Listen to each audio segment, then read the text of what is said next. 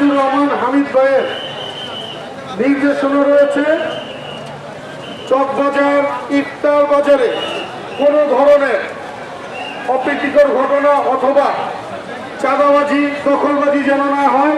যারা ইতিপূর্ব থেকে ব্যবসা করে এসেছেন তার সাথে যারা নতুন ব্যবসা করতে যাচ্ছেন তাদের সমন্বয় করে এখানে আপনারা ব্যবসা পরিচালনা করবেন, সবাই অবস্থান নেবেন। তবে কেউ কোনো ধরনের চাপ প্রয়োগ, কোনো ধরনের শক্তি প্রয়োগ করবেন না। কেউ যদি চাঁদা দাবি করে, এখানে মনিটরিং টিমের প্রধান ঢাকা মহানগর দক্ষিণ বিএনপির অন্যতম সদস্য আমাদের সাহিদ হাসান মিন্টু ভাই আছেন, তার সাথে অথবা সরাসরি আমাদের সংসদ সদস্য আলহাজ হামিদুর রহমান হামিদ ভাইয়ের কাছে অভিযোগ দিবেন। যদি কেউ আপনার কাছ থেকে কোনো ধরনের বিশেষ সুবিধা অথবা চাঁদা দাবি করে, তাকে আইন শৃঙ্খলা বাহিনীর কাছে হাতে তুলে দিবেন। কোনো ধরনের চাঁদা দিবেন না, কোনো ধরনের চাঁদা দিবেন না।